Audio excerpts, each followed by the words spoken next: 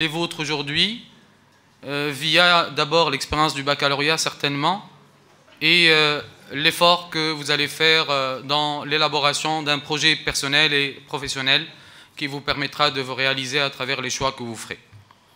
L'intitulé de la table ronde que nous vous proposons est « La grande école, l'excellence du choix ». Ce matin, il y a eu déjà un débat sur la pluralité des ouvertures qui s'offrent à vous après le baccalauréat. L'une des possibilités d'affirmation et d'accomplissement de soi s'avère être la grande école. Mais aujourd'hui, en nous mettant à votre place, nous comprenons vos interrogations. Qu'est-ce que, pour vous, une grande école? Quelle est la représentation et la perception que vous faites de ce cheminement et de ce chemin?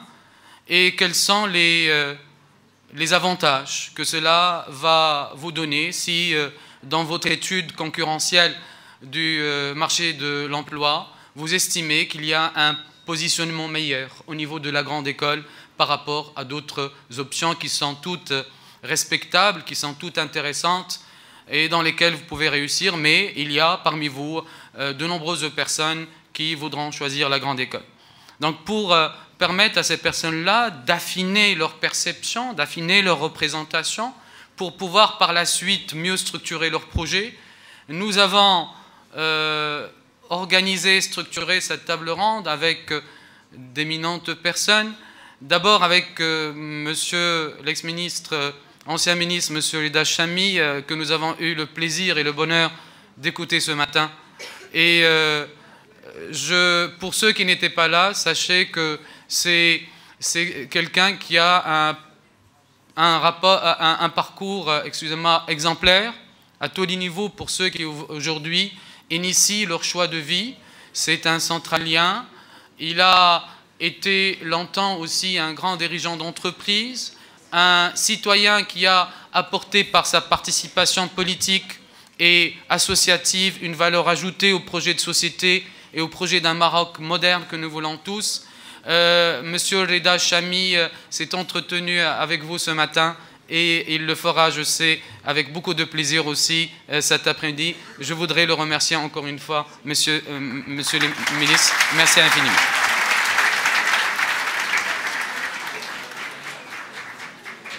Il y a également avec nous monsieur Youssef Chouraibi qui incarne par l'exemplarité de son parcours personnel et professionnel le choix qui intéresse un grand nombre parmi vous.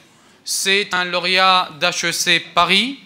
Actuellement, il est fondateur CEO chez Outsourcia.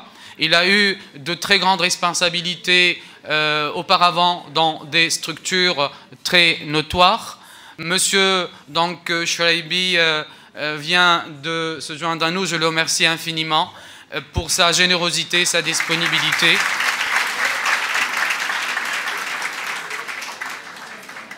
Et je voudrais que vous puissiez voir en lui la possibilité d'un enseignement, essayer de profiter de son expérience pour pouvoir construire la vôtre. Je termine par un grand ami pour le groupe et pour moi que j'apprécie énormément, c'est monsieur Ben Brahim Zohair, avec lequel nous construisons énormément de projets et qui donne une très belle illustration de ce que nous avons suivi ce matin avec monsieur Chami, à savoir qu'aujourd'hui, le savoir et la construction d'un monde meilleur ne se font plus au niveau des frontières nationales, mais c'est désormais un projet humain et universel.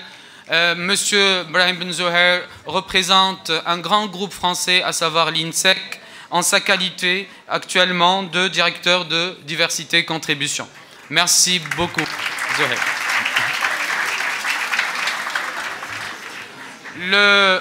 L'articulation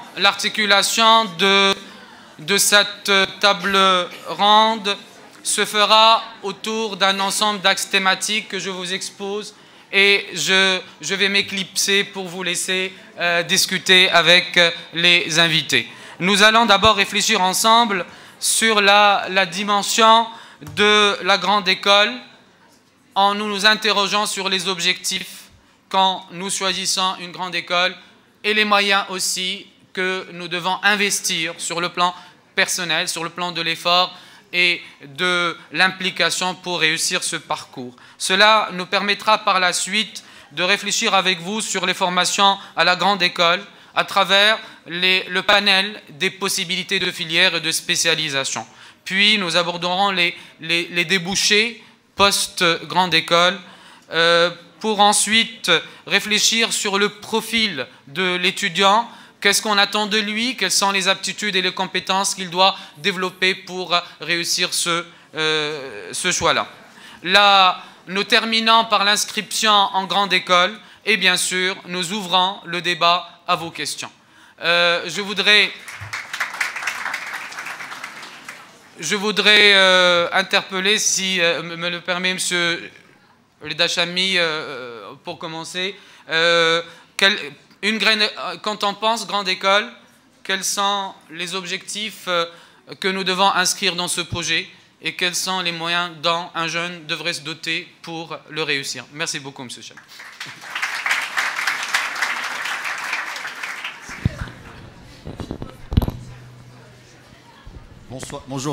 Bonsoir tout le monde. Après-midi, il faut dire bonsoir, c'est pour ça que je dis bonsoir. C'est vraiment encore un plaisir que d'être là cet après-midi avec vous. J'ai toujours dit que, en fait, je me ressource auprès d'une jeunesse marocaine qui en veut et ça continue à être le cas. Donc merci d'être là pour me ressourcer encore cet après-midi. Et ce que je remarque, c'est qu'il y a beaucoup de gens qui n'étaient pas ici présents. Donc soyez les bienvenus. Je pense que ce que j'ai dit, et je pense que c'est important, c'est que c'est du devoir de l'État d'informer tous les lauréats au baccalauréat pour qu'ils puissent choisir, je dirais, la filière qui leur convient. Et heureusement qu'il y a des gens comme Siendel aussi qui contribuent à informer avec leurs moyens. Et franchement, je suis impressionné par le nombre de personnes que je vois, les jeunes lauréats, qu'ils soient des écoles privées ou des écoles publiques. Donc encore une fois, je le remercie, je dirais, pour ce qu'il fait à ce niveau de l'orientation. Parce qu'avant de pouvoir décider... Ouais, je crois qu'il mérite. Parce qu'avant de décider est-ce qu'on va aller dans une grande école ou on va aller dans une université, il faut qu'on nous explique ce que c'est que la grande école et ce que c'est que l'université. Il faut qu'on nous explique quelles sont les filières qui demain vont pouvoir nous intéresser. Et ce que je disais ce matin, gardez ça en tête d'abord, c'est une histoire d'amour, c'est-à-dire que n'allez pas faire quelque chose que vous n'allez pas aimer par la suite et dans laquelle vous allez vous retrouver pendant 40 ans. C'est pas bien. Vous allez vite vous enlacer. Deuxième des choses qui me semble absolument importante, c'est de vous donner les moyens pour pouvoir changer le cours, je dirais, de votre destinée ou là, de votre carrière future. C'est-à-dire que quand on a 18 ans, ou la 17 ou la 19, ça dépend, on est trop jeune pour vraiment peut-être savoir exactement ce qu'on veut. Il y en a quelques-uns qui savent ce qu'ils veulent, mais il y a beaucoup qui ne savent pas. Et donc il faut qu'ils aient le moyen, à un moment ou à un autre, de passer à autre chose, par passerelle, ou là, parce que qui peut le plus peut le moins, ou etc. Donc il y a des filières sur lesquelles on peut se redonner, donc c'est important. Et c'est un bon préambule à ce qu'on disait. Et je ne suis pas en train de faire une digression sous votre contrôle.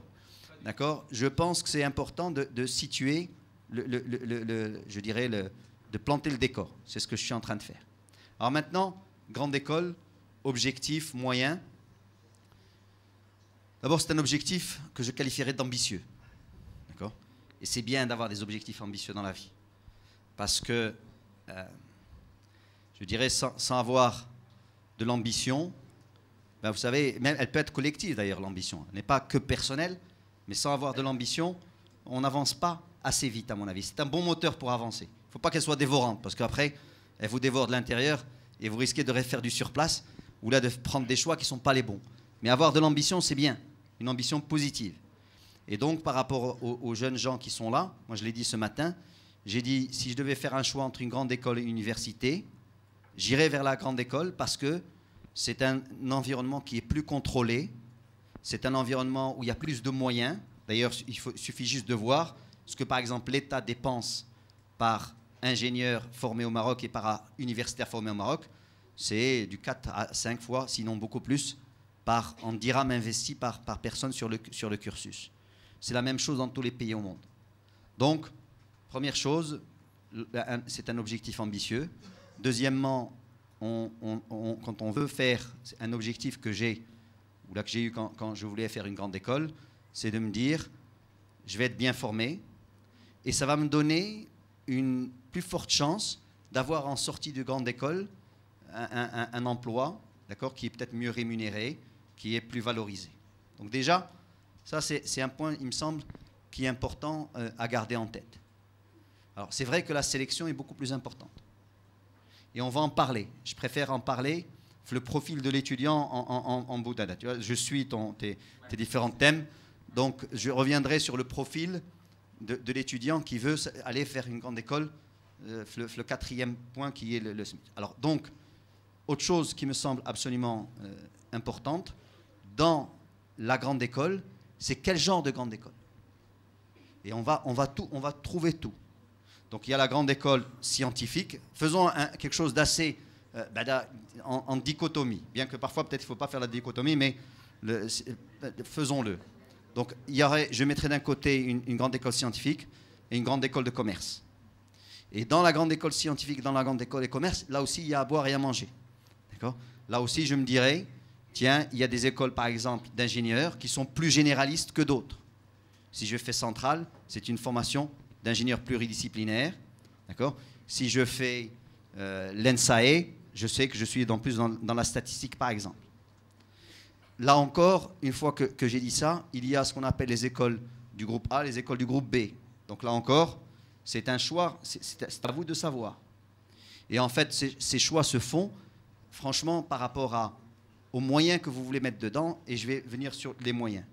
Et les moyens, c'est vraiment des moyens de temps, d'accord, d'engagement. Alors bien sûr, parfois malheureusement, j'en parlais un peu tout à l'heure, il y a aussi parfois les moyens financiers qui entrent en jeu, qui ne devraient pas rentrer en jeu dans n'importe quel pays, d'accord, moderne, ou solidaire, où on devrait donner la chance à tout le monde. C'est pour ça que j'ai parlé ce matin de Amal Taleb. Mais malheureusement, s'il y a encore cette différenciation qui se fait comme ça, si elle ne se fait pas, ben il faut vraiment, ou là si elle se fait, il faut que vraiment vous analysiez aussi ce côté-là. Est-ce que je vais aller dans une grande école de commerce, et je reviens sur le commerce du groupe A ou là du groupe B, bien sûr ça va dépendre après des examens, mais il y a aussi des grandes écoles qui ont une prépa intégrée. Est-ce que c'est un choix ou pas? Donc là aussi il faut voir par rapport à vos moyens, je dirais personnels et de capacité. Et il y a aussi des moyens financiers. Est-ce que je préfère rester au Maroc, faire une prépa, ou là, faire une prépa en France? Ça aussi, c'est une question qu'on se pose. Et il y a aussi des moyens qui sont juste des moyens logistiques. Un internat ou pas d'internat. D'accord? Et franchement, si j'ai un conseil à donner sur ce côté-là, bien que c'est minime par rapport à ce que... J'essaie juste de vous faire réfléchir. D'accord? Et après, on pourra aborder à travers vos questions des réponses plus profondes par rapport à ces différentes thématiques. Mais pour revenir à cette histoire d'internat, si vous faites une prépa, je parle à l'étranger et pratiquement ici c'est la même chose, et que si vous êtes dans un internat, vous avez beaucoup plus de chances de réussir que si vous n'êtes pas dans un internat. Ça, c'est un exemple parmi tant d'autres. Donc voilà, si vous voulez, les premiers points que je voulais aborder par rapport à cette première thématique qui est moyen, ce qui est objectif et moyen. Merci beaucoup, M. Chami.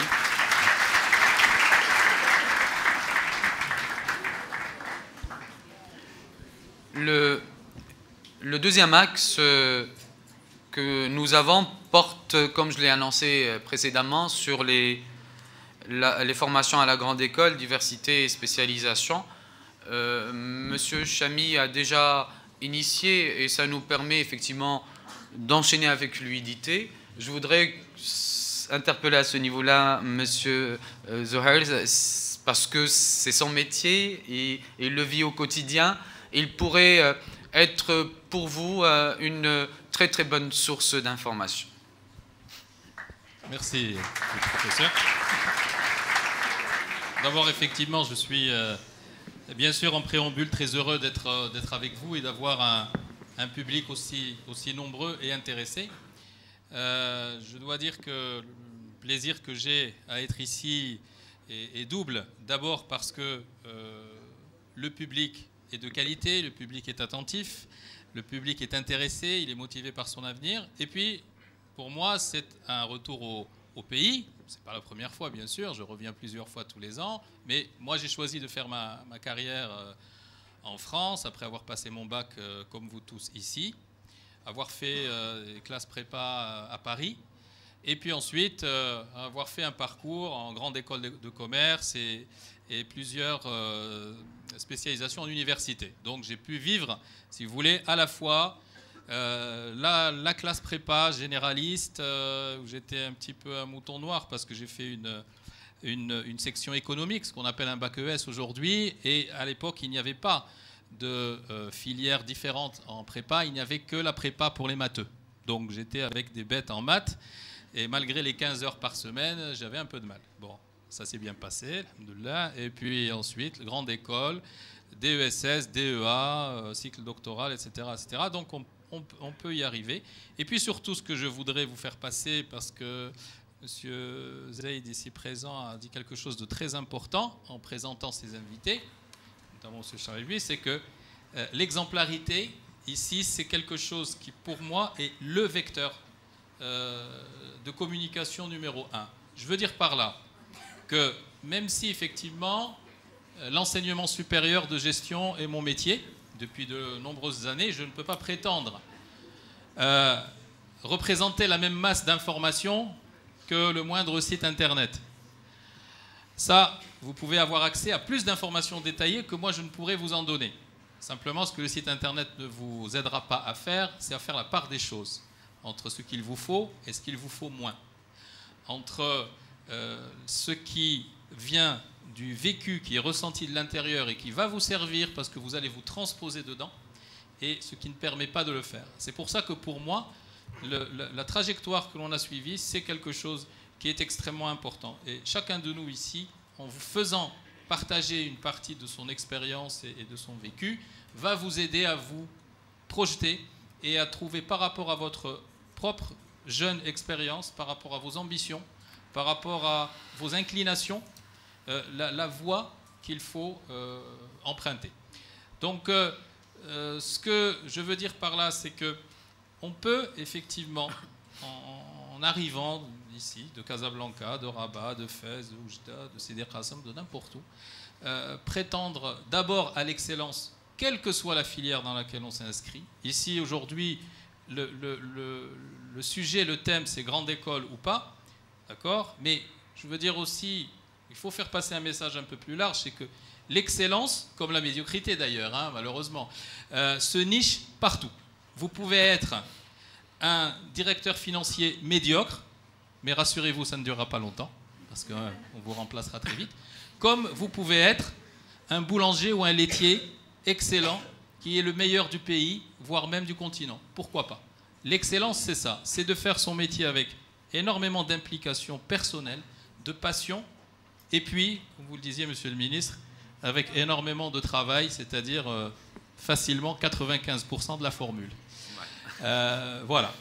Alors, à partir de là, je veux dire aussi que vous avez la possibilité de prétendre aussi, après des études brillantes, à une carrière que vous choisissez ou que vous pouvez choisir grâce à tous les ingrédients que j'ai présentés auparavant, au Maroc, chez vous, ou alors même à l'étranger. La preuve, je suis arrivé modestement, après avoir été, et je le suis toujours, enseignant à tous les niveaux, dans beaucoup de matières, etc., faire ce qui me plaît, bien sûr, avoir un poste de direction dans un groupe qui est aujourd'hui le premier, même plutôt les deux premiers, puisque nous avons HEC, évidemment, qui est juste devant, premier groupe d'enseignement de gestion privée en France, et qui continue à s'étendre, puisque nous avoisinons bientôt les 15 000 étudiants et les 120 millions d'euros de budget. Voilà. Donc on peut arriver à ce niveau-là, si on le souhaite, et il n'y a pas, on m'a toujours parlé depuis 30 ans des histoires de racisme, de discrimination. Je m'occupe aussi de ces questions-là au sein du groupe, puisque comme m'a aimablement présenté M. Zay, je suis directeur diversité. Et qu'est-ce que c'est que cette fonction-là? C'est une fonction qui a une coloration sociale et humaine importante, puisqu'il s'agit de réfléchir sur les problèmes de discrimination et surtout, ça c'est le côté, je dirais, lutte contre un aspect négatif, mais surtout du côté positif, comment aller chercher les compétences où qu'elles se trouvent, même dans les banlieues les plus difficiles, même dans les coins les plus reculés, et les aider à éclore et à servir à la société et à l'économie. Voilà une de mes missions. Et ma deuxième mission, si ça vous intéresse bien sûr, c'est aussi d'être directeur des contributions académiques. Sur un autre volet, ça signifie aider mes collègues enseignants à publier des travaux qui vont les aider eux-mêmes à être connus et aider l'institution à se faire connaître. Et je suis plus particulièrement chargé de développer une bibliothèque ou une banque d'études de cas d'entreprise rédigées, publiées par des professeurs de l'INSEC. Et troisièmement, parce que je pense que dans notre métier de l'enseignement supérieur en grande école, c'est une base indispensable. Je suis enseignant, je délivre pas loin de 200 heures de cours dans l'année quand même, en contrôle de gestion et en stratégie, à nos Master 2. Voilà, et je dirige le Master Audit et Contrôle de Gestion de l'INSEC. Voilà. Alors, je vous raconte tout ça parce que mon parcours a été, dès le départ, le choix de la grande école. Comme beaucoup d'entre vous, j'avais effectivement arrivé au bac la question qui tue, qu'est-ce que tu veux faire après? Quand tu as ton bac dans 3 mois, voilà, ça c'est la question des parents. Et effectivement, entre mes grands-parents qui voulaient que je sois médecin, parce que pour eux c'était le modèle, ma mère qui voulait que je sois architecte, et puis moi qui voulais faire de la gestion, ça faisait un sacré mélange dans la tête. Et il faut écouter, comme l'a dit M. Chamy, il faut écouter son cœur. Qu'est-ce que vous avez envie de faire? Qu'est-ce que vous avez envie de vivre? Et dans quel secteur? Dans quel type de métier? Et les choses, en général, s'enchaînent lorsque on a une véritable ambition pour soi. Donc, c'est ainsi que le choix de la grande école s'est imposé, parce que la grande école de commerce, parce que c'est un secteur qui m'intéressait, et puis j'avais aussi envie de suivre des études qui soient encadrées,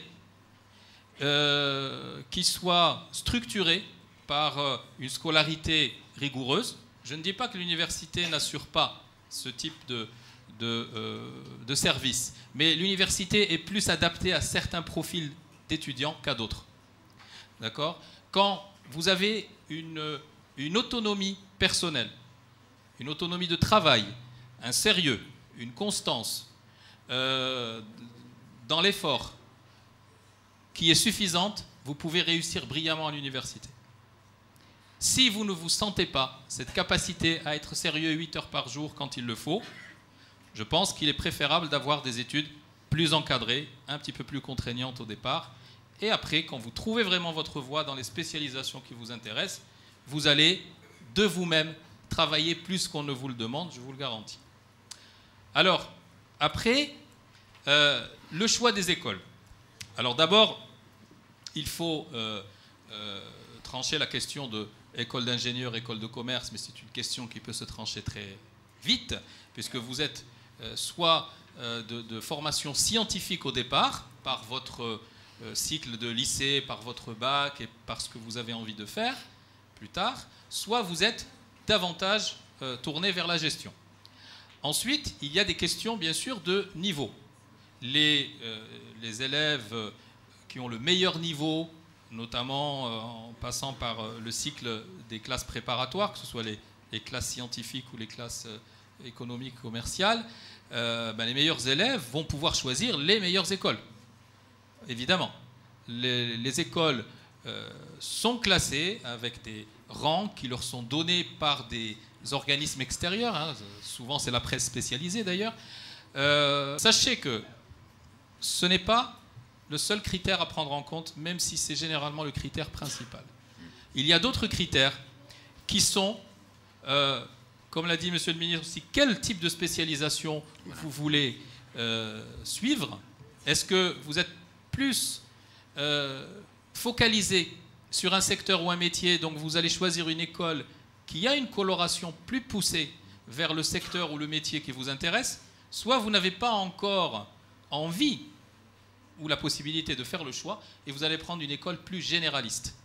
C'est tout à fait évident pour les écoles d'ingénieurs, ça l'est beaucoup moins pour les écoles de commerce. En général, dans les écoles de commerce, les spécialisations ne sont pas aussi fortes, sauf lorsque, après le diplôme de l'école elle-même, on va faire un 3e cycle de spécialisation, que ce soit une année de master spécialisé, de MBA, etc., où on va choisir vraiment un métier très particulier. L'autre question également qui se pose, qu'on n'a pas évoquée pour l'instant, c'est la question de l'école avec ou sans prépa auparavant. Certaines écoles, je parle plus des écoles de commerce que des écoles d'ingénieurs, parce que les écoles d'ingénieurs, certaines ont des prépas intégrées, ce qui ne se fait plus dans les écoles de commerce. Mais certaines écoles de commerce sont accessibles en post-bac, sur concours, bien sûr, mais directement après le bac, et ces cycles-là se font en 5 ans, voire parfois en 4 ans, sur le modèle du BSBA américain. Donc là aussi, c'est une question que vous devez vous poser, bien sûr vous-même, avec éventuellement vos parents, mais surtout avec vos professeurs. Est-il plus judicieux pour moi de passer par la case classe prépa, donc 2 années, ou alors est-il plus convenable pour ma personnalité, mon caractère, ma capacité de travail, à intégrer directement une école qui propose de me prendre dès après le bac et dans laquelle je vais faire 5 ans, par exemple, ou 4 ans. Là, cette question, elle dépend surtout, non pas de la capacité vraiment de travail, parce que vous entriez directement dans une école post-bac ou que vous fassiez une prépa, les compétences que vous devez acquérir sur les 2 premières années, il va falloir les acquérir quand même. Alors ça a l'air plus fun dans une école que dans une prépa, mais bon, pourquoi pas. Moi j'ai vécu 2 très belles années en prépa. On m'avait prédit l'enfer quand j'étais ici. On m'a dit tu vas voir, surtout tu vas à Paris. Le monde est un monceau de cadavres sur lequel il faut marcher sans se retourner, m'a-t-on dit. C'est ça la prépa, c'est l'enfer. Debout à 5 h du matin, pas dormi de la nuit pour faire les devoirs à rendre pour le lendemain, la disserte de philo, etc., etc. Donc c'était monstrueux. Je suis allé avec quand même la peur au ventre. Et Dieu merci, au bout de 15 jours, je me suis aperçu qu'on était beaucoup plus fraternel et solidaire dans cette prépa qu'on me l'avait dit. Donc c'est pas ça qui doit guider votre choix. Ce qui doit guider votre choix, c'est votre envie ou pas d'entrer directement dans le vif du sujet, c'est-à-dire la thématique de vos études. Prenons le cas des études de commerce. Donc, est-ce que je veux directement, dès ma première année, commencer à faire du marketing, de la finance, du management, des ressources humaines, etc. Ou alors, est-ce que je complète de manière forte, structurée, ma culture générale et mes aptitudes générales à travailler et à apprendre, c'est-à-dire la prépa. Et ensuite, je m'attaquerai à l'école de commerce. Donc voilà ce que je voulais dire au départ. Je pense qu'on abordera d'autres sujets que j'ai en tête, qui me semblent très importants, mais on va faire circuler un petit peu la parole. Merci beaucoup. Merci beaucoup, Sebon Brahim.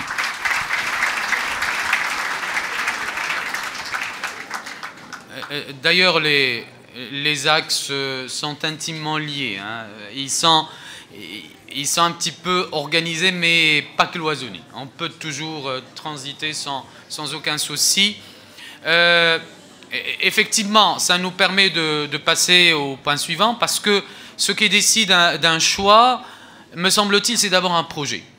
On a le projet d'un métier, et en fonction de cela, nous allons décliner ce projet en parcours à travers lequel on va choisir une école dans laquelle se trouve la spécialité qui va nous permettre par la suite de réaliser notre projet. Je voudrais, si c'est possible, poser la question à M. Chouaibi, que je remercie encore une fois. Je veux, par exemple, je suis attentif au marché marocain et je me dis, tiens, au Maroc, le marketing de luxe, par exemple, est porteur dans les années à venir. Les métiers du développement durable sont aussi très intéressants. Est-ce que ça peut, si j'ai ce projet-là, est-ce que ça peut me permettre de faire le montage d'un choix d'école dans laquelle je vais trouver la spécialité qui va me permettre de réaliser mon projet? Je vous remercie d'abord pour votre invitation.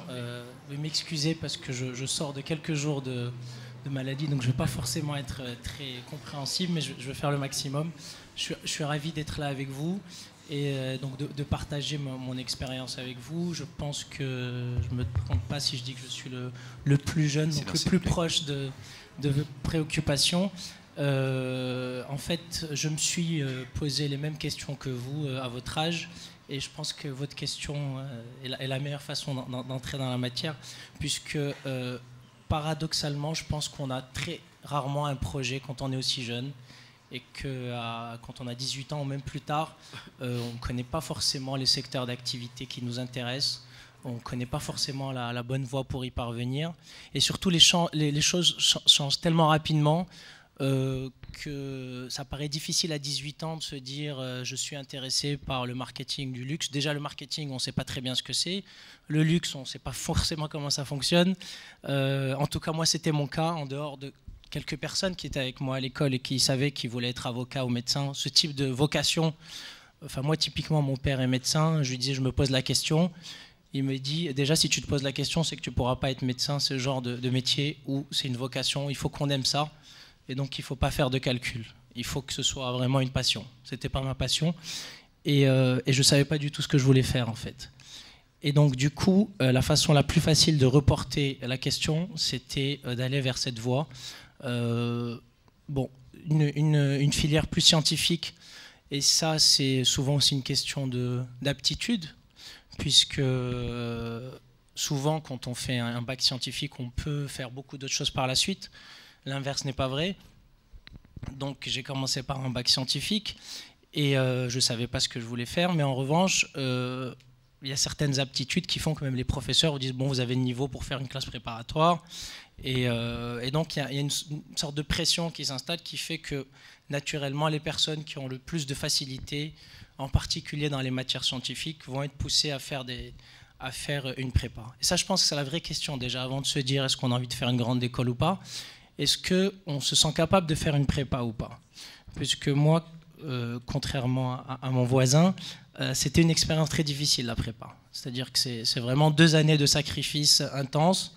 C'est énormément de travail, beaucoup de privations, mais ça peut être également un calcul pour avoir beaucoup plus de liberté par la suite. Parce que quand on fait une voie des écoles de commerce, le plus dur, c'est de réussir sa prépa.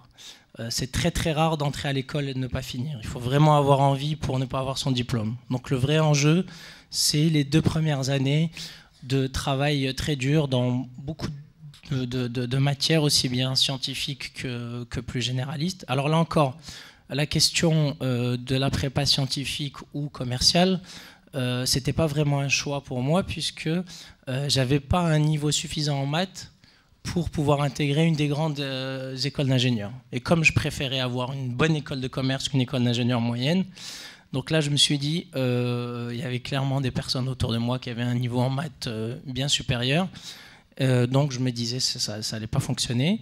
Mais en revanche j'étais moyen, j'ai bon niveau un peu partout, un niveau convenable on va dire. Et donc j'ai choisi en fait d'envoyer mon dossier aux différentes prépas. Et là aussi, c'est une bonne façon d'avoir une réponse à sa question, est-ce que j'ai le niveau, c'est quelles vont être les prépas qui vont vous accepter. Puisque si vous n'avez pas, elles sont toutes classées, et on connaît les bonnes prépas, de la même façon qu'on connaît les bonnes écoles, elles sont classées tous les ans, les bonnes prépas sont aussi classées tous les ans dans la presse spécialisée. Et vous savez que si vous êtes accepté dans les 10-20 premières prépas, c'est que bon, ils pensent que vous avez un niveau suffisant pour pouvoir intégrer une grande école. Donc ça, c'est une bonne façon aussi d'avoir une réponse objective à vos capacités. Donc voilà, donc je suis rentré dans une école d'abord prépa à Paris. J'ai eu la chance de pouvoir faire une école privée, puisque là aussi c'est vrai qu'il y a une petite injustice. Dans les écoles de commerce, certaines prépas privées vont avoir des taux d'insertion qui sont proches de 100%. C'est-à-dire, moi, j'ai fait une prépa qui s'appelle IPSUP. Il y en a 2 ou 3 qui n'ont pas une des 3 premières parisiennes chaque année.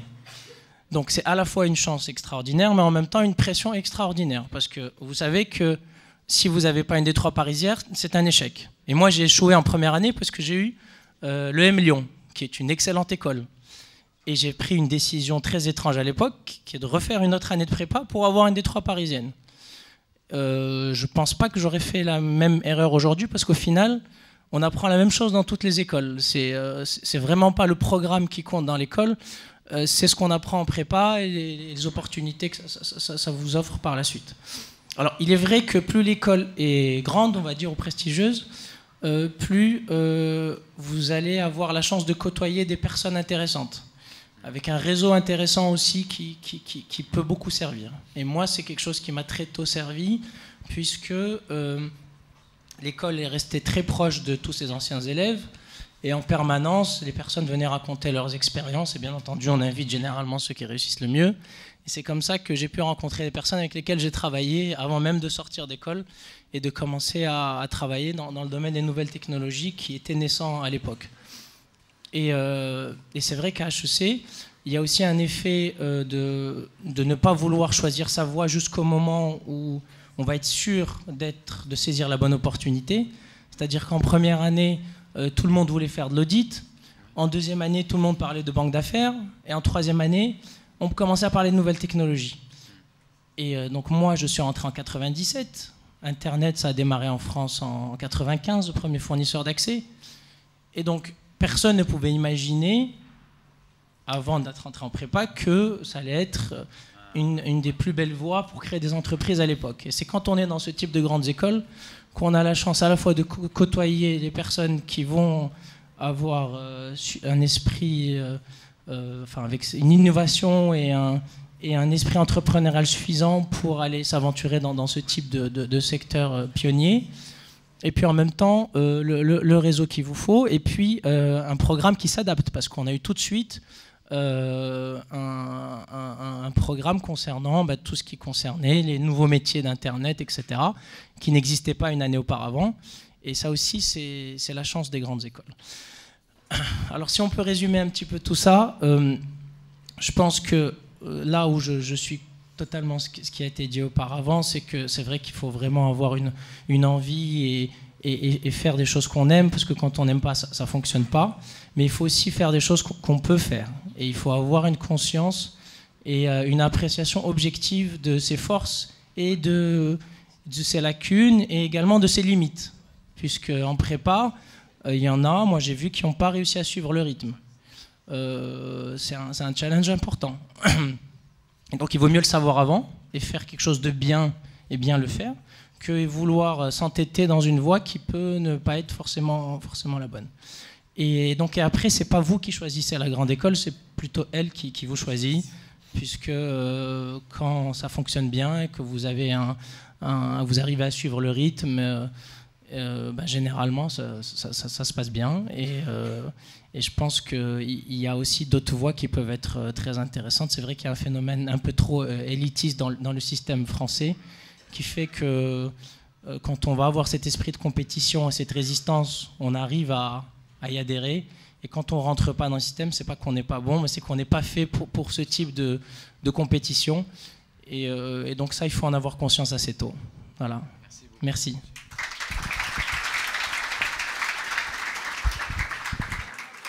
Merci infiniment. Je sais que M. Chamy a un engagement. Je peux rester plus longtemps. Merci beaucoup, l'alerte. Merci infiniment.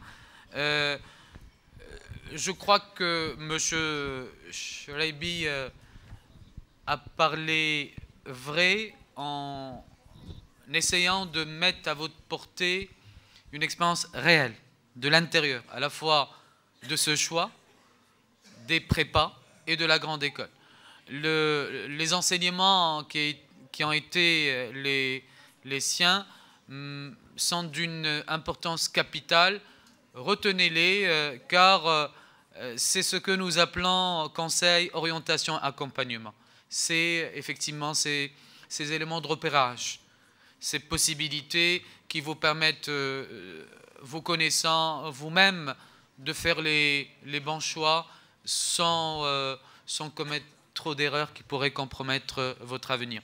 Cela nous permet d'ailleurs une transition vers le profil. Quel est le profil adapté? Est-ce qu'il y a un profil adapté pour la grande école? Quelles sont les motivations qui devraient être celles de ceux qui choisiraient ce parcours et quel statut devraient avoir effectivement ceux qui feraient ce choix?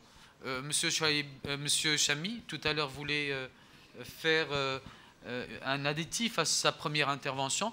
Je crois que l'occasion se présente. Merci. Écoutez, moi je suis assez d'accord franchement avec ce qui a été dit par mes deux, je dirais, amis et camarades ici présents. Tu sais, là on est plus maintenant infecté par le terme politique camarade, tu vois. Donc c'est pour ça que... Et en fait, Sibn Brahim, il faudrait que je lui demande à la fin comment il a fait pour passer 2 merveilleuses années en prépa, parce que c'est vraiment pas mon cas. Et là, je rejoins ce que disait Youssef Chalabi. S'il y a une chose que vous devez retenir, parmi tant d'autres, c'est que, et c'est une histoire de profil, n'allez pas faire une prépa, n'allez pas faire une prépa, n'allez pas faire une prépa si vous n'êtes pas prêt à vous priver de tout pendant 2 ans ou 3 ans. Donc les jeunes ici qui pensent qu'ils sont assez intelligents, et ils ont, je dirais, les capacités qu'il faut pour avoir une vraie vie à côté de la prépa, se trompent. Et moi, je vais vous donner un exemple réel. J'ai ma fille qui est partie, là, elle vient de rentrer à l'EM Lyon. Je vais vous expliquer comment elle a fait. Elle est partie d'abord faire une prépa, il y a 3 ans à peu près, si je me souviens bien, ou là 4 ans. Elle est partie faire une prépa à Paris, une prépa commerce. Et je la connaissais, je lui disais, Rita, moi si j'étais toi, je n'irais pas en prépa. Parce qu'elle va avoir des amis, parce qu'elle dit, moi j'ai une vie, etc., etc. Et donc elle est partie en prépa, et elle n'a pas réussi sa prépa. C'est aussi simple que cela, elle avait les capacités, mais elle n'a pas réussi parce qu'elle n'a pas voulu se sacrifier. C'est vraiment un vrai sacrifice, d'accord, que vous vous imposez pendant 2 ans ou 3 ans. Donc, n'ayant pas réussi, elle s'est retrouvée à la Sorbonne. Et n'ayant pas réussi, donc elle s'est retrouvée à la Sorbonne. Et elle s'est entêtée, elle a passé les examens, je dirais, en licence, et elle a fait la passerelle pour revenir vers l'EM Lyon. Donc, c'est quoi la moralité de cette histoire? Il y en a 2. La première morale, c'est que... Quelles sont la morale? La morale première, c'est qu'il ne faut pas aller faire une prépa si on ne veut pas se sacrifier. La deuxième morale, c'est qu'il y a toujours des moyens de rejoindre des grandes écoles à travers d'autres passerelles. Donc ça, c'est la bonne nouvelle. Maintenant, si on vous pose la question, si vous me posez la question, vous me dites, mais est-ce que c'est mieux de faire, est-ce que finalement c'est la même chose si on sort de l'EM Lyon ou de HEC ou de Centrale en ayant fait la prépa ou en ayant fait le cycle universitaire? Alors beaucoup vous diront oui, c'est la même chose. Moi je vous dis non, ce n'est pas la même chose.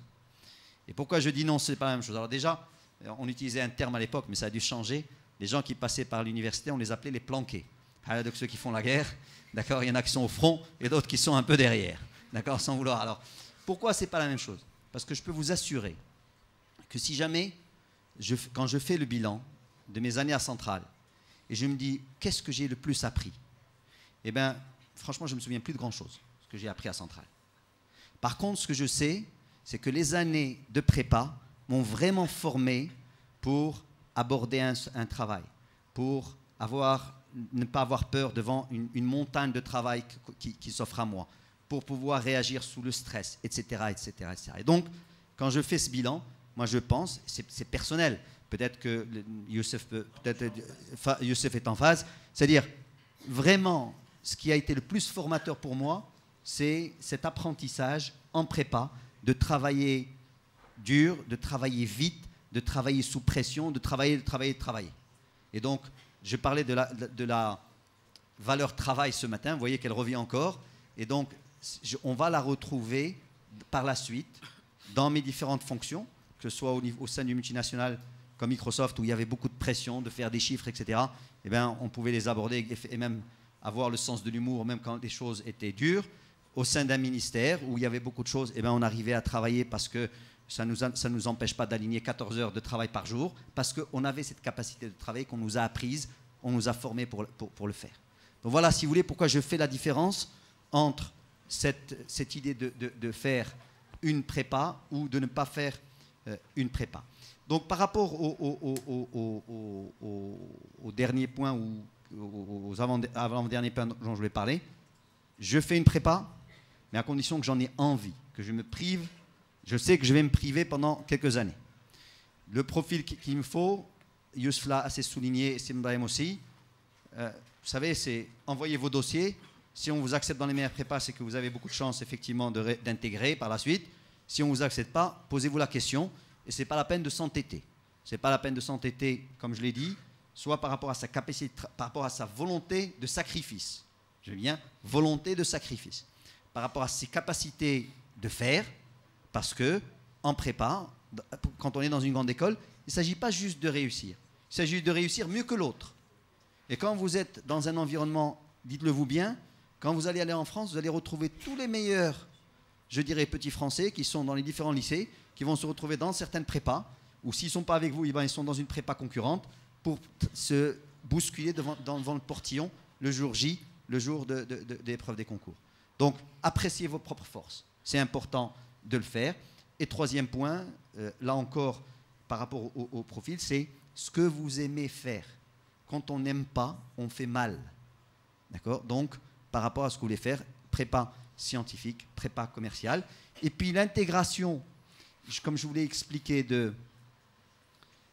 les prépas intégrés peuvent être une solution qui n'est pas mauvaise. Franchement, moi j'ai vu, et de la famille proche, qui ont préféré ne pas tenter cette histoire de prépa et ils sont partis dans des écoles qui ont une prépa intégrée, qui ne sont pas mauvaises, qui sont pas mal en fait, et qui, dans un groupe B, et qui ont fait une bonne scolarité. Et dernier point, ce n'est pas la fin du monde. À la limite, la prépa, la grande école, ce n'est pas la fin du monde parce qu'on peut toujours, comme je vous l'ai expliqué, y revenir par d'autres passerelles, par d'autres biais, et donc ça me permet de rebondir sur le système anglo-saxon, d'accord? Même un système anglo-saxon vous permet de revenir par la suite vers des grandes écoles françaises. Puisque aujourd'hui, nous sommes dans cette idée de globalisation qui est le thème de cette journée. Et donc, nous avons de plus en plus de double diplomation entre une école française et une université à Singapour, et entre une université américaine et une université allemande ou une école allemande, etc., etc. Donc ça aussi, ça peut être un de vos critères pour voir ce qu'il faut faire. Je finirai juste en parlant, cette fois-ci, d'une expérience personnelle, en 2 mots. J'ai une formation d'ingénieur. Et donc, au départ, alors pourquoi j'ai fait une formation d'ingénieur? Parce que franchement, je ne savais pas très bien ce que j'allais faire.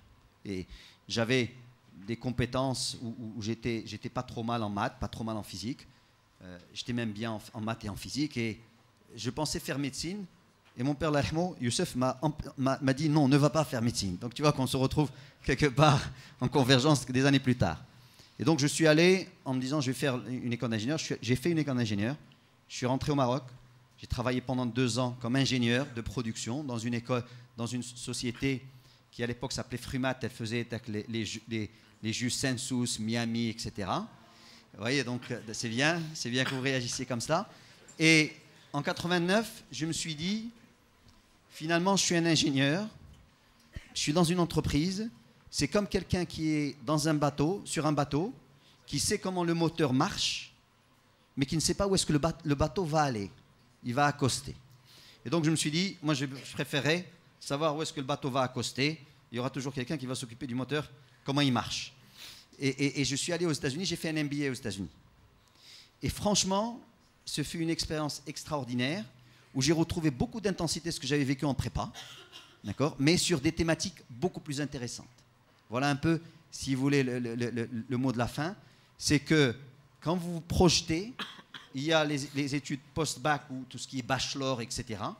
Mais il y a aussi une autre étape par la suite, qui est la partie master, sur lesquelles vous pouvez soit renforcer vos compétences bachelor, soit aller sur une autre filière, parce que vous vous rendrez compte qu'à l'époque, quand vous avez choisi votre filière bachelor, vous étiez trop jeune pour décider d'un véritable choix de vie, mais vous aurez toujours la possibilité de repartir sur quelque chose d'autre pour un master qui va vous repositionner sur de tout autre métier, ce qui était un peu mon cas. Merci beaucoup. Merci.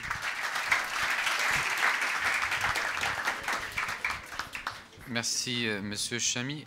J'ai un cinquième point technique concernant les procédures. Je vais écourter un petit peu cela pour vous donner la parole, pour que vous puissiez profiter de la présence de nos invités afin de poser vos questions, vos interrogations et leur demander conseil. Pour tout ce qui est procédure d'inscription, d'admission, nous sommes à votre disposition pendant les 2 jours pour apporter des réponses à toutes vos questions. Donc nous allons ouvrir le débat. Allez-y, nous sommes à vous et nous sommes là pour vous servir.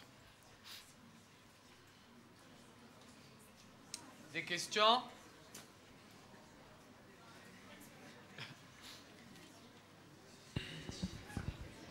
Allez-y. Bonsoir. Alors une question pour Monsieur Chamy. Je voulais savoir si, concernant les grandes écoles, si elles permettaient d'acquérir cette capacité de se surpasser comme dans les classes préparatoires dans l'avenir. Écoutez, alors, clairement que la prépa vous oblige, d'accord, à vous surpasser, comme je l'ai expliqué tout à l'heure. Clairement que c'est là où il y a la plus grande structuration de pensée, d'allocation, de gestion de temps, de réagir sous pression, etc. Quand on rentre à l'école, comme l'a fait si remarquer si gentiment Youssef, on est presque au Club Med. Presque. C'est-à-dire qu'on peut, franchement, en étant juste, en gérant son temps d'une manière assez intelligente, s'en sortir et traverser et avoir son diplôme. Ce n'est pas ce que je recommande. Mais c'est faisable.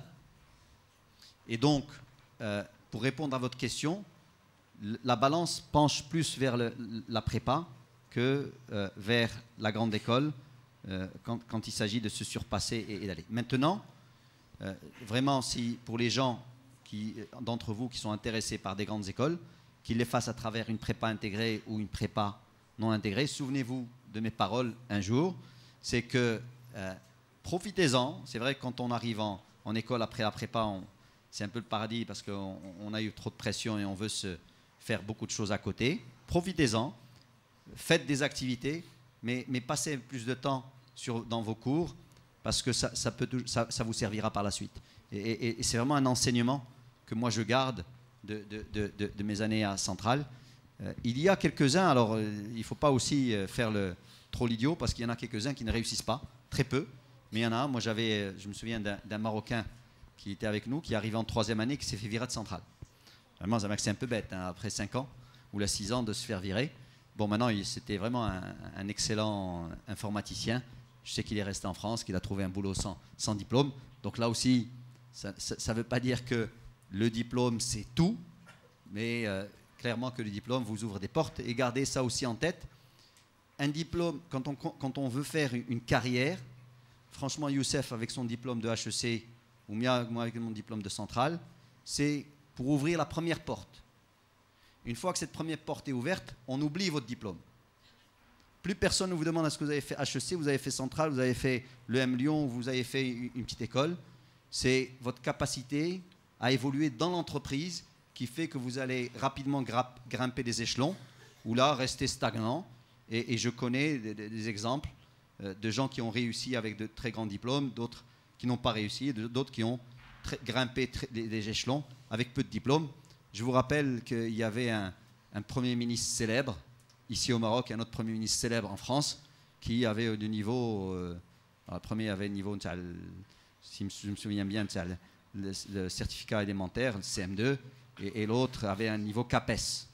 D'accord, Pierre Bergovo. Donc c'est pour vous dire que ça ne veut rien dire.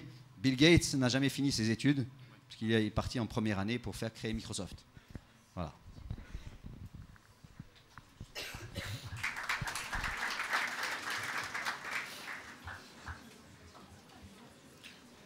D'autres questions?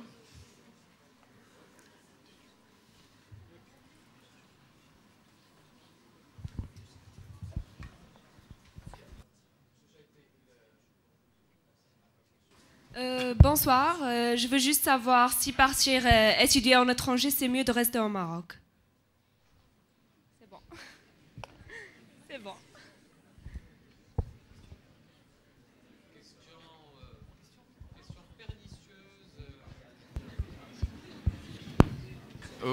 Oui, Youssef. Oui, c'est Cheikh. Est-ce c'est comparatif? Est-ce qu'il vaut mieux partir à l'étranger ou étudier au Maroc? Pour faire ses études ou pour se marier?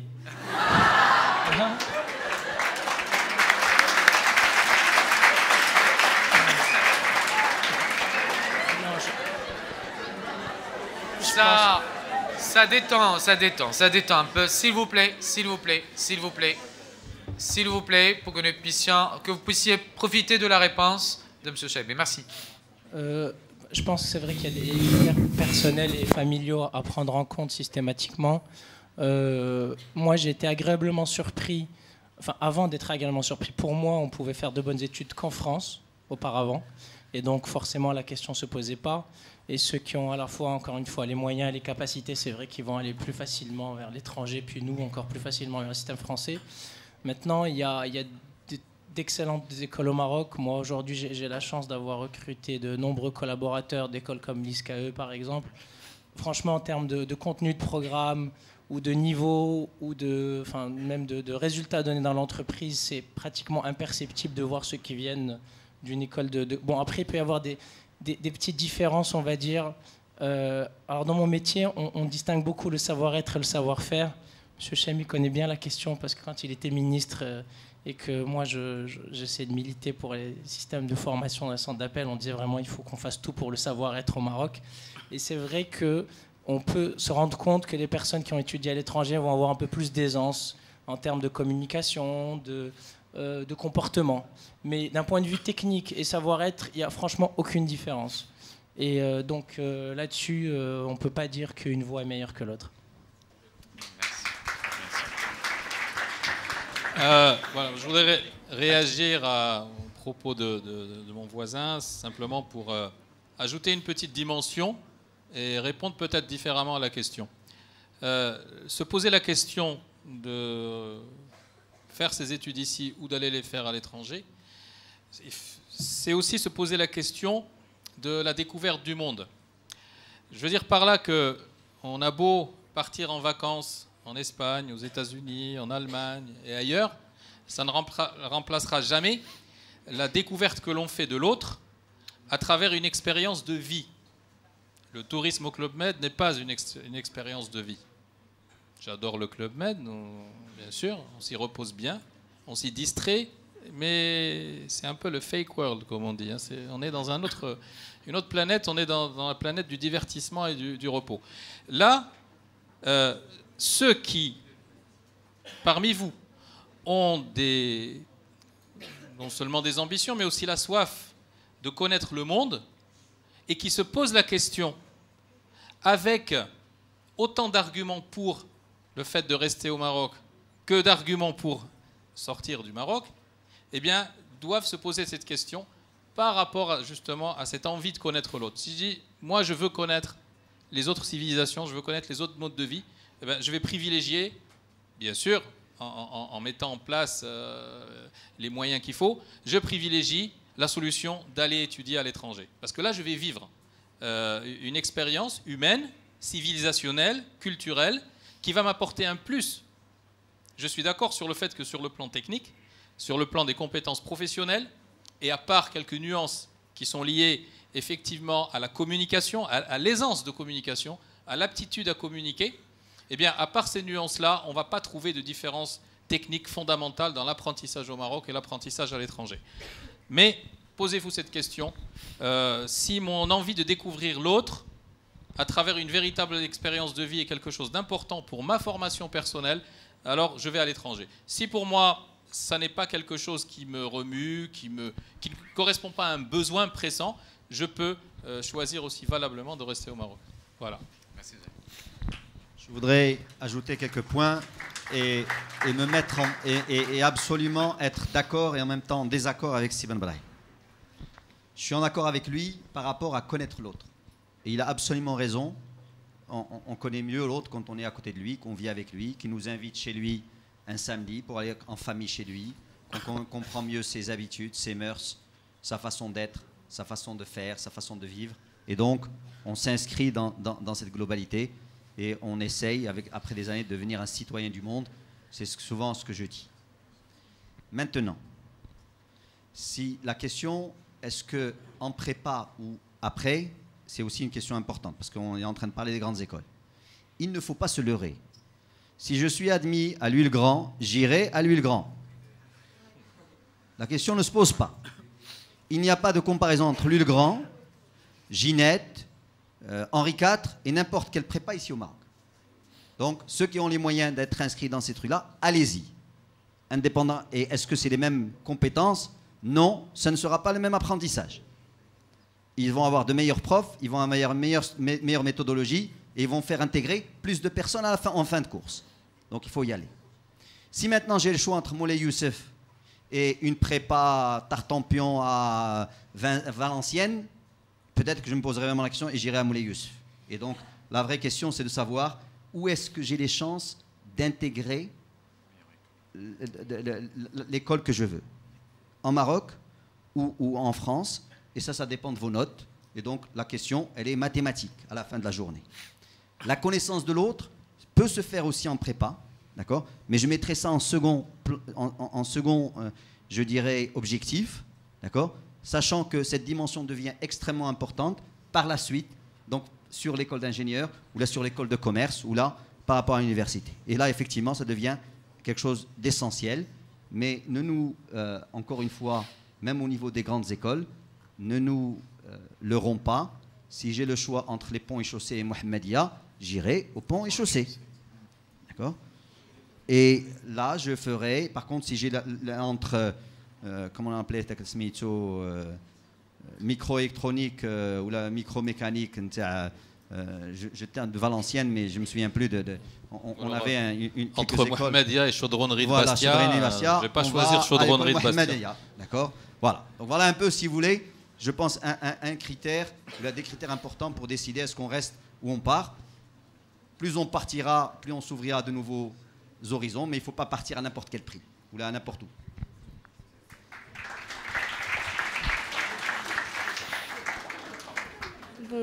Bonsoir et je vous souhaite la bienvenue dans notre établissement.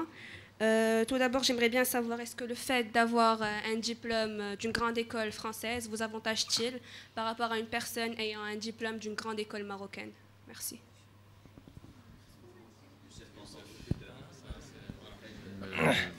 Alors, je vais vous dire la vérité là-dessus. La vérité, c'est que les recruteurs et surtout les multinationales qui vont avoir des barèmes très précis et des hiérarchies très bien établies et puis qui recrutent en très grand nombre, ils vont avoir tendance à donner un niveau de salaire à chaque diplôme, pratiquement.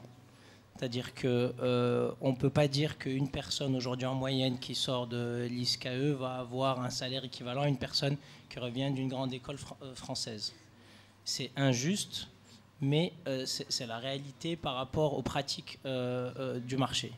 Donc, c'est-à-dire que si on veut avoir plus une logique, on va dire, carriériste, de la même façon que, par exemple, que les personnes qui vont faire un MBA, surtout en Europe, ils savent que quand ils sont en poste et qu'ils vont faire un MBA, c'est le meilleur moyen d'avoir une augmentation très substantielle de leur salaire.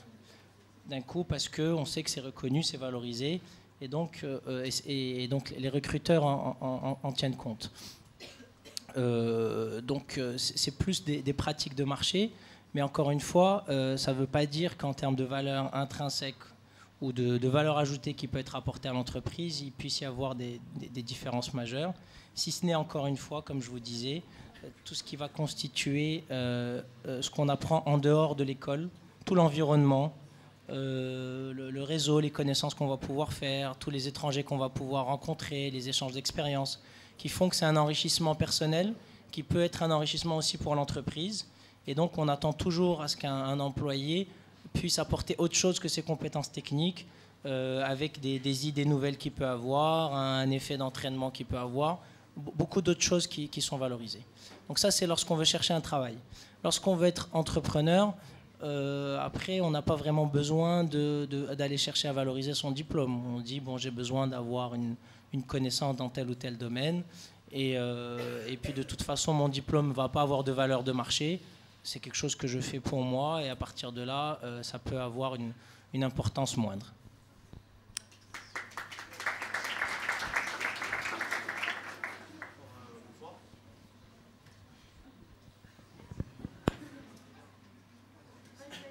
Alors, bonsoir, j'aimerais vous remercier pour votre présence parmi nous aujourd'hui. On a entendu dire ce matin que dans vos réunions de gouvernement ou au sein de vos partis, vous posiez toujours la question de savoir si j'avais tellement de choses à faire et j'en avais une seule chose laquelle je veux faire. Alors, pour savoir cette chose, il faudrait peut-être qu'on soit plus renseigné sur toute une panel de trucs qu'on devrait faire. Donc, j'aimerais avoir votre avis sur les formations parallèles. C'est-à-dire si on commencerait par exemple par 6 mois en France, puis 6 mois aux États-Unis, peut-être faire des études en Asie pour voir, ça permettra peut-être de connaître plus l'autre, d'être un citoyen du monde comme vous disiez. Et peut-être est-ce qu'on aura un diplôme aussi valorisé que les autres ou est-ce qu'on aura peut-être moins d'occasions? Merci beaucoup. Alors, bien. Comme je tiens le micro, je vais commencer. On fait de l'économie, hein, l'économie de ressources et de moyens aussi. Voilà. Donc moi, il y a beaucoup de facettes dans votre intervention, dans votre question. La première, et ce à quoi Monsieur le ministre faisait référence ce matin, je reprendrai également à mon compte ce qu'il a dit sur la prépa, à savoir que le plus grand apport qu'une prépa va vous procurer, outre le fait, bien sûr, de vous permettre d'intégrer une école qui correspond à vos choix, à vos ambitions, c'est de vous marquer à vie par ces apports en capacité de travail qu'elle vous donne et en capacité justement à mieux gérer les priorités. Relier la question d'un parcours différencié à l'étranger avec la question du choix des priorités ne me semble pas totalement juste et pertinent. Moi, je verrai deux questions. La première, je viens d'y répondre. Oui, effectivement, la prépa va avoir cet apport énorme de vous habituer à travailler tout au long de votre vie. Vous ne serez jamais surpris par la quantité de travail qu'on vous demande d'abattre. Et ça, c'est quand même très précieux. Voilà. Le deuxième aspect de votre question ou de vos interrogations, ça concerne, je dirais, l'après-prépa. Je suis en école de commerce, par exemple, ou d'ingénieur, et puis je me pose la question, avec la globalisation, on n'arrête pas de se rattacher à tous les sujets de ce jour, et ce qui montre la qualité de cette journée, c'est que, effectivement, les choix qui s'offrent à vous aujourd'hui, d'aller un petit peu partout dans le monde, dans des programmes d'échange, au cours d'années césure, dans des stages professionnels, etc., etc., et de plusieurs fois les possibilités que nous avions, nous, à notre époque, quand nous étions en grande école. Aujourd'hui, effectivement, vous pouvez commencer votre année dans l'école qui vous aura choisi, hein, selon vos propres termes, dans l'école qui vous aura choisi ou que vous aurez choisi, puis ensuite de continuer à la fin de la première année dans un échange avec une autre université ou école partenaire dans le monde, d'accord, toujours dans le cadre de votre école. Ensuite, vous allez revenir et vous allez dire, ben tiens, ça m'a énormément plu cette expérience, alors je vais prendre une année césure pour mener un projet personnel, professionnel. Puis ensuite, je vais revenir à l'école et puis je vais faire un autre semestre. Et puis le dernier semestre, je vais repartir par exemple en Angleterre ou aux États-Unis et je vais revenir avec un double diplôme. Ça, c'est un parcours qui aujourd'hui est de moins en moins exceptionnel et de plus en plus ordinaire. Je dirais même qu'à l'avenir, ça sera ça le parcours standard. Ce n'est pas celui qui consiste à rester 3 ans dans la même ville et la même école. Voilà. Est-ce que ça répond à votre question ?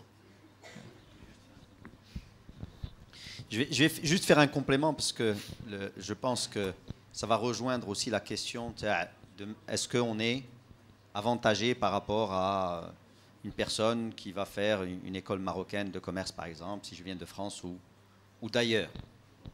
En fait, quand je reçois un CV, clairement que je regarde. Alors, si jamais la personne a déjà beaucoup d'années d'expérience, on va regarder d'abord les années d'expérience et après on passera au diplôme. Donc, souvenez-vous de ce que je disais tout à l'heure, la porte d'entrée, c'est le diplôme. Maintenant, prenons votre cas, vous qui arrivez après, je dirais, une formation, une école de commerce ou là, une école d'ingénieur ou une université, etc. D'abord, je vais faire la discrimination. Je suis désolé de le faire, mais je vais le faire en tant qu'employeur entre un universitaire et une grande école. Et je vais clairement aller grande école. Maintenant, il se peut que, quand je regarde grande école, bien sûr, je vais faire la discrimination entre ce qu'on appelle les classes, le groupe A ou le groupe B, entre HEC et Sup de Rouen, ou entre Centrale et l'école, je dirais, de Nantes ou là de Marseille, Centrale Marseille, par exemple. Donc, je vais faire ce genre d'analyse et donc, clairement, que mon choix ira vers tel ou tel. Ensuite, il y a d'autres facteurs qui vont intervenir. D'autres facteurs, est-ce qu'il a fait prépa ou pas? Grande école sans prépa, c'est moins bien que grande école avec prépa. Il y a d'autres facteurs qui vont intervenir. C'est justement cette diversité.